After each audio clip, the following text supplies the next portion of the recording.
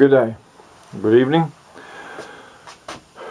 In the discussion about megaliths and what destroyed them and who did it, something needs to be taken into consideration that I haven't discussed and only just covered slightly about the whole of the idea of evolution. A lot of people don't believe in evolution. Evolution is actually a fact, undeniable fact.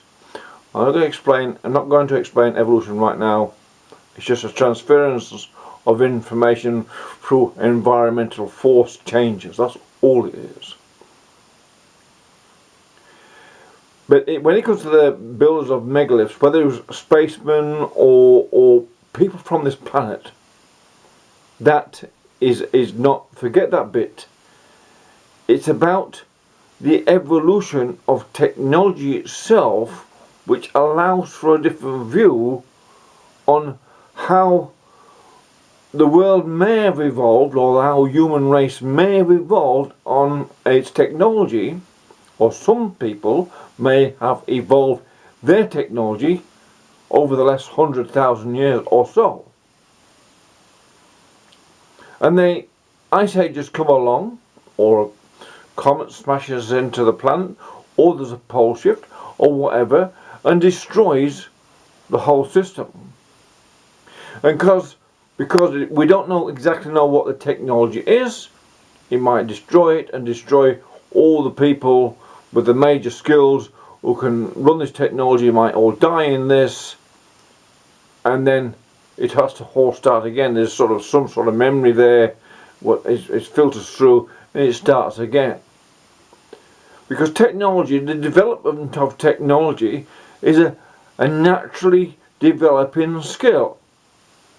If we can chisel stones and chip stones, it's a very massive amount of skill involved in cutting a really fine Aboriginal, the stones and the axes the Aboriginal people of the world use. There's a very fine art in that. I've got some beautiful examples here that show whoever did this were master craftsmen. I'm a mason myself by trade. So I know if you can go from chipping a stone, I know you can go from cutting stones. That's just a natural progression.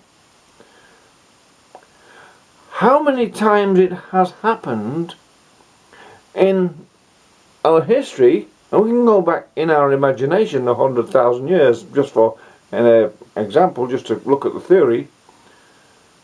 How many times is it possible that some part on the earth, not all of it, because of different reasons, not all of it has advanced, but some part of it might be highly advanced in how to deal with stone. For instance, it might have come up some way of changing the shape of stone different to what we can imagine now with chisels and stones and axes and saws. He may have developed another different understanding of physics. And at some stage it goes through all of this evolution, technical evolution, or to its zenith, or as far as it gets, and suddenly there's a major disaster, like that happened 11,600 years ago, when the big megaliths got smashed to pieces and a pyramid blew apart. Now we don't know, it's hard to date, I defy anyone to date when those things were built. This is the thing, we don't know when they were built, because you can't carbon date stone. But we know the progression of technical evolution is a natural thing for an inquisitive being, like a human, who has a thing called intuition, that intuitive spark, which is created through the hands, the eyes, the mind, and the language centers in the brain, somehow create this instinct. Its part goes back to right in the past in our natural instinct, but it's developed into something more advanced than that. Our intelligence, so they say, an insight, what then gives us the next step in evolution of technology. We don't evolve so much, but it evolves the culture as well. The culture evolves along with the technology. Technology evolves first, culture follows. That's how it is. It may, but the thing is, it may have happened. There's no reason why it couldn't have happened on a couple or few occasions in the last 100,000 years or whenever, further back than that. And if we think about, everyone wants to compare the past with today, and this is a mistake I think they make. Today, things are spread extremely fast because of communication, because of the idea of trade, and commerce. I think that's the newest part of our cultural evolution. Because somehow that part of it has changed. I don't think there was trade and commerce before 10,000 years ago. There was a sort of system of living where there's these supreme rulers and the rest of the human race, which is sort of like pets, and some people who had not been touched, obviously, had never had nothing to do with it, because it hadn't expanded everywhere. Maybe there wasn't television or radio as we have today to do that mass communication.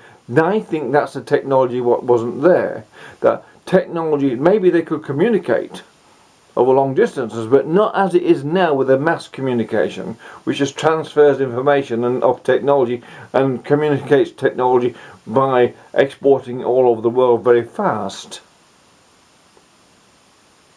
And that's the difference between these, as far as we can see, the cultures who were highly advanced in the past and the ones now, and what we are now is that commercial culture we have now. And there's really we know that came about through the accumulation of having to accumulate and save through ice ages. We know that developed that tendency to save and become a banker. It sounds ridiculous, but that's having to work out how to survive through a cold winter means you have to become pretty astute and have to learn how to bank things so you last through till spring, or till things that you can start hunting and gathering again. So that's a cumulative thing, and that builds into people's DNA. There's differences in people because of that. That's why some people can't get into capitalism and some are. There actually are real intrinsic reasons, evolution reasons for that. There's difference, and so that ought to be understood.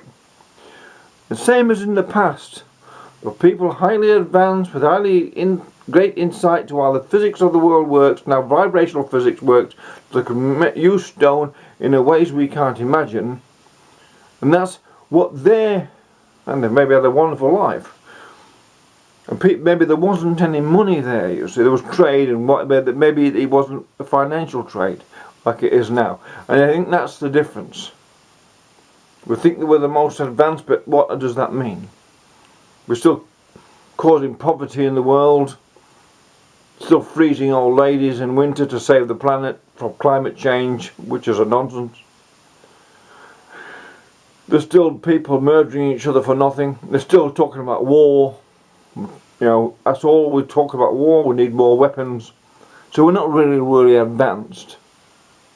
There is no really advancement. Humans are technically advanced, but whether they're highly evolved intelligently to enough to do away with the idea of war, which is a biological thing, by the way, gene versus gene group, that's a different matter altogether. But there's a few thoughts on why 100,000 years ago, or 96,000 years ago, 76,000 years ago, another culture may have developed its technology up to this stage where it could move big stones and shape massive stones so beautifully and perfectly like they did. And that's as far as it got, and it didn't get into the commercial stage where we have now. I think that's the big difference. It wasn't a commercial culture, we are now a commercial culture. And that's the difference between then and now. Whether we're evolved or not, that into wise Homo sapien, or wise beings yet, is something we need to deeply question. Cheers.